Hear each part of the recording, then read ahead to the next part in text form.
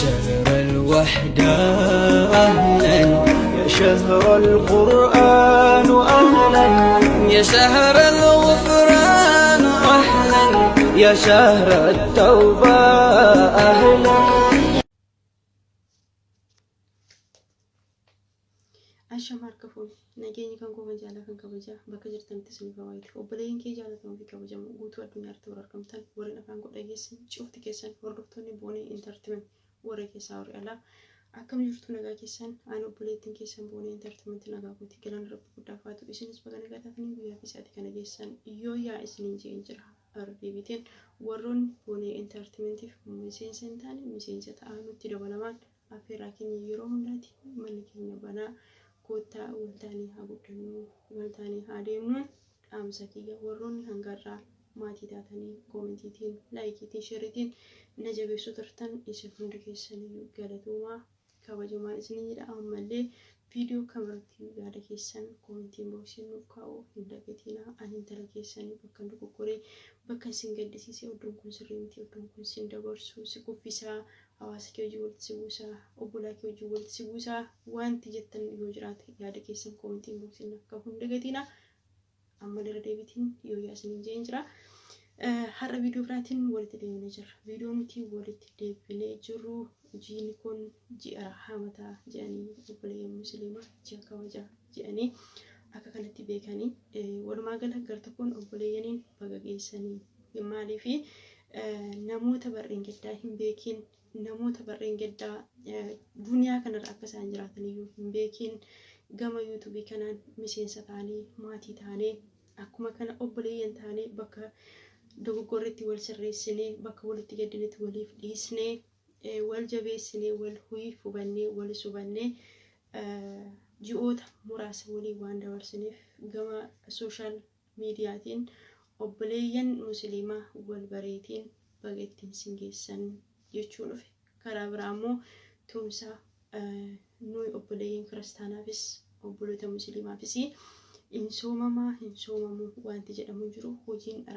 arabaatii nu hundi keenyayyuu inni kun hin soomaa inni kun haa boqotu inni kun hin nyaanne inni kun haa boqotu wanti jedhamu jiru hojiidha jiini kun gama hojiitiin hojii baay'ee ulfaatu wal nu gaafachiisu as darbatamaa achi darbatamaa as waamamaa achi waamamaa dadhabdisuu hin jedheen wanti godhamu wanti nyaatamu wanti xabbifamu wanti taa'u hundumti wal nu gaafachiisu jechuudha soo kanaafi asirratti nuti waan hundayyuu hin dandeenya beelas hin dandeenya hifannaas hin dandeenya obsas qabnaa ittis beekna waan hundattuu jechuudha garuuti ijoolleen tokko fakkeenyaaf amma eengaddaatti wanta argee taajjabe wayii tokkotu jira gama tiktokiitiin viidiyoo wayii jechuudha tubboo bishaan bakkeetii fiddeetii qodaa akka jiru gadi yaastee qodaa miiciti mucaan tokko jechuudha kuni dirqama jiraati jee ani sammuu keenya dhamanne jechuudha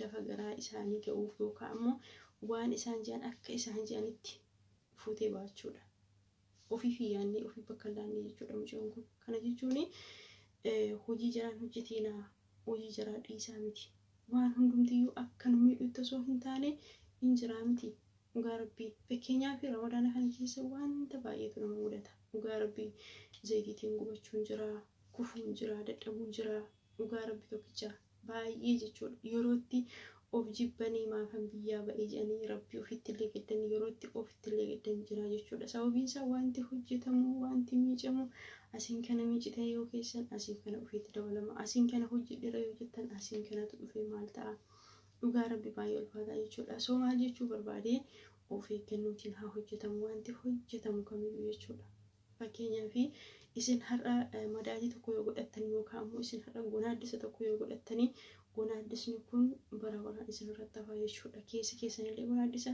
qaamni keessan illee gonaaddisa jechuudha fafa oollee fi maaloo oolleen gaafa du'anii jettee haati haadha tokko jechuudha kanaaf iyyuuti wanti hundumtiyyuu akka yerootti ta'eetu jiru jiini kun ji'a maalii akka ta'e warra soomaniif warra rabbi isaanii sodaatanii warra haqa namaas eeganii haqa maskiinaas eeganii warra soomaniif soomana gaariidha warroota otoo cakkananii otoo dadhabbii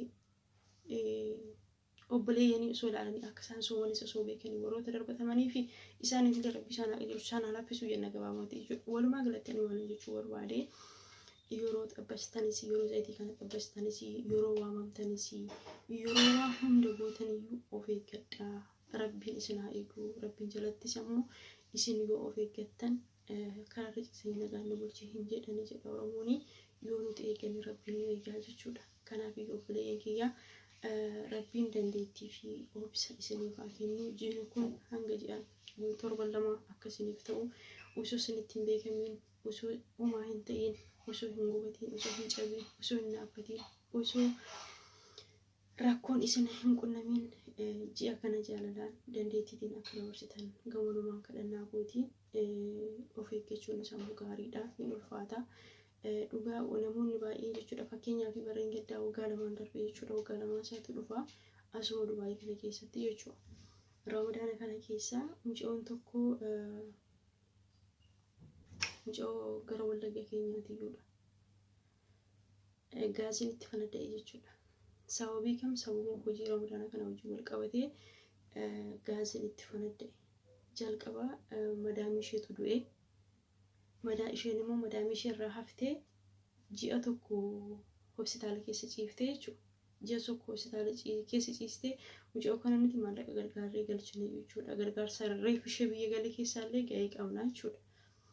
Isheen ammoo reef ishee erga madaamii ishee duutee ji'a tokko mana marfee ciisteetii dhumarratti lubbuun ishee darbe jechuudha.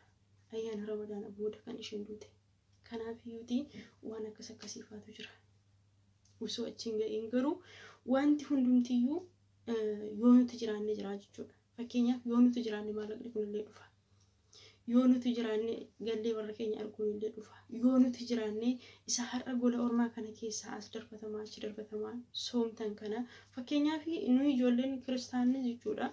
Warri soomanis warri hin soomnes sooma Ramadaana kana keessa jara wajjin tokkumaa jechuudha. Namni qofaatti nyaata godhatee namni qofaatti taa'ee nyaatu hin jiru. Allahumma yoo tole yoo jallatanii bishaan dhugan yoo tole yoo jallatanii niskaaffee kana dabbatan amma fakkeenyaaf ani barreen gaddaa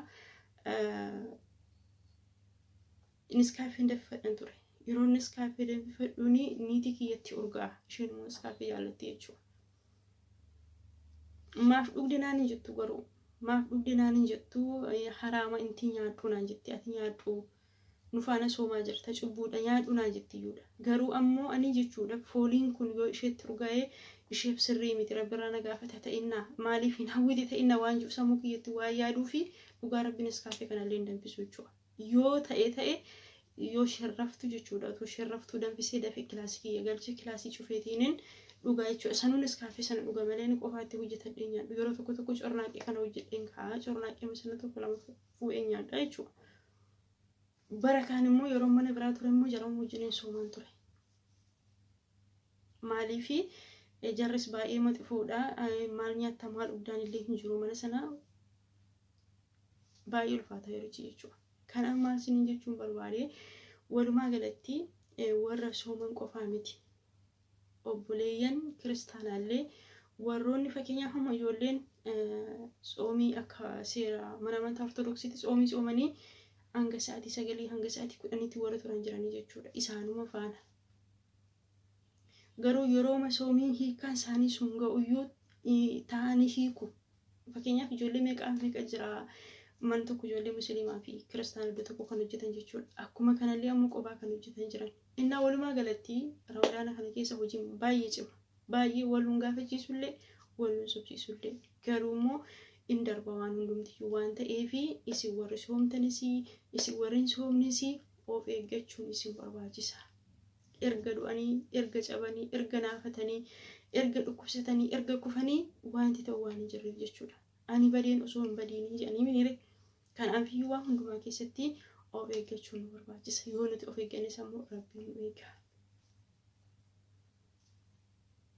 Jaarri nu waamu malee rafanii ka'anii dhufanii maal gootanii maal hojjettanii malee sufuraarra maaltu taa'a malee nyaanni kun xiqqaatee har'a aziimaa qabnaa har'a keessummaa qabnaa kana godhii sana godhii malee ati dadhabdee mucoon kun maskiinaa nu faana tsoomti rabbirraa nu gaafata wanti jedhamu sammuu isaanii keessa abadanii jiru jechuudha. Isinii galee nu ammoo dirqama waan ta'eef mana isaanii keessa waan jirruuf itti gaafatamaa isaanii jala waan jirruuf yeroo isaan nu waaman kanas lafa garaa isaanii ga'uuf jechni hin fiiginaa jechuudha. Kana osoo hin ta'in garuu achi keessatti of eeggachuun barbaachisaadha. Haalli zayitii kana baay'ee jira. Dhugaa rabbii. Yeroo itti qodaa kana miican lukti keessan jalatti lallaaffatee duudi keessan qatti jedhee maaliif fakkeenyaaf soomaa ooltanii achi kaatanii ammoo gaafa baqaan ulfaata walumaa galatti jechuudha. Bilbilli irra seenaa jira. Abbaa birriin irratti dawwalaa jira na fakkaate maadha birriidha.